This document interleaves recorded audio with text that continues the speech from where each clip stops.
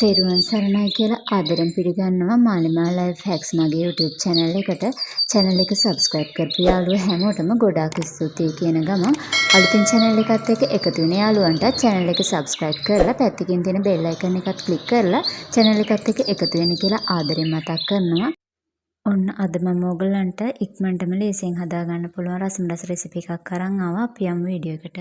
අපිට ඕන වෙනවා හීනෙට කපාගත්ත අමු මිරිස්, තක්කාලි සහ චොප් කරගත්ත බීලුණු, පාන් පිටි මම මෙතන ග්‍රෑම් 250ක් අරන් තියෙනවා, බිත්තර 4ක් අරන් තියෙනවා. මම බිත්තර 6ක් ඒ උනට ගත්තා. අපිට තව අනා ගන්න වතුර අවශ්‍ය වෙනවා. මුලින්ම මම ලුණු කුඩු එකතු කරගන්නවා පිටියකට. පිටියකට ලුණු කුඩු එකතු කරලා මිශ්‍රණය ටිකක් කලවම් කරගෙන හොඳට වතුර දාගෙන මේ පිටි මිශ්‍රණය අපි අර ෆෑන් කේක් හදද්දී බැටර් එකක් එන්නේ අන්න ඒ ගානට හොඳට පිටියක අනා ගන්නවා කැට හිටින්න නැති වෙන්න. මම දැන් මේකට කහ ටිකකුත් එකතු කරගෙන මිශ්‍රණය හොඳින් කලවම් කරගන්නවා. ඔයාගේ වික්ස් එකක් තියෙනවා නම් මේක හොඳට හදා ගන්න පුළුවන්. නැත්නම් අත් දෙක හොඳට හොදලා අතින් දිය කරගන්න පිටියක. මම දැන් බිත්තර 4ක් මෙතනදී එකතු කරගත්තා. ඊට පස්සේ ඒ ටිකත් මෙහෙම හැන්දකින් හොඳට ගසා ගන්නවා පිටියකටම දාලා.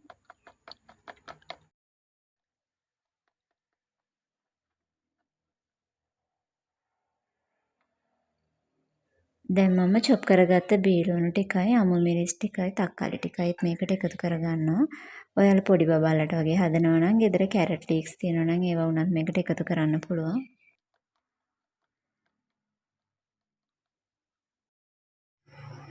මට මෙතන බිත්තර මදි කියලා හිතෙච්ච නිසා මම තව බිත්තර දෙකක් එකතු කරගන්නවා. අවශ්‍ය නම් විතරක් ඔයා මේ බිත්තර ප්‍රමාණය එකතු කරගන්න.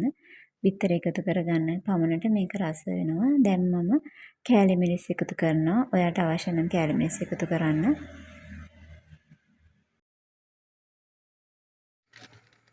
ගම් මිරිස් කුඩු ටිකකුත් මම එකතු කරගත්තා.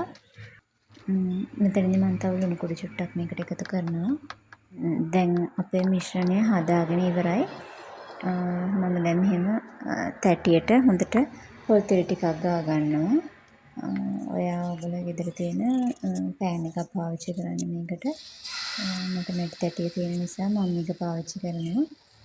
මේ විදිහට අපි අර පෑන් කේක් හදන විදිහටම තැටියට දාලා හොඳට මම පොල් කටු හැන්දෙන් පාවිච්චි කරන්නේ. මේකෙන් හොඳට රවුම් කරලා ලස්සනට අපේ දිය රොටිය මෙහෙම හදා ගන්නවා. ගින්දර ටිකක් අඩු කරගෙන තියාගන්න ලිපේ නැත්තම් මේක අඩිය අල්ලනවා. මේක මේ පැත්තෙන් චුට්ටක් ගානට හැදුනට පස්සේ හිමීට අනිත් පැත්ත පෙරලා ගන්නවා. මේ විදිහට මේ තියෙන්නේ මගේ තැටි ඇලෙන්නේ නැහැ. හොඳට පදම් වෙලා තියෙන්නේ. ඉතින් ලස්සනට ගැලවුණා රොටිය. අනිත් පැත්තට දැන් මම හරව ගත්තා. හරි ලේසියි වැඩි වෙලාවක් යන්නේ නැහැ මේකට. ඒ වගේ තමයි බිත්තර රොටි වගේ හරිම රසයි. ඔයාලට ඕන දෙයක් මේකට එකතු කරගන්නත් පුළුවන්. මේ තියෙන්නේ මම හදාගත්ත රසම රස බිත්තර දිය රොටි ටික. ඉතින් ඔයාලත් හදලා රස විඳින්න. යාළුවනේ අද වීඩියෝ එකත් හොඳයි නම් ලයික් එකක් දාලා යාළුවෝ අතට ෂෙයා කරන්න, කමෙන්ට් කරන්නත් අමතක කරන්න එපා. අදට සමුගන්නම් හැම දිනෙටම තෙරුවන් සරණයි.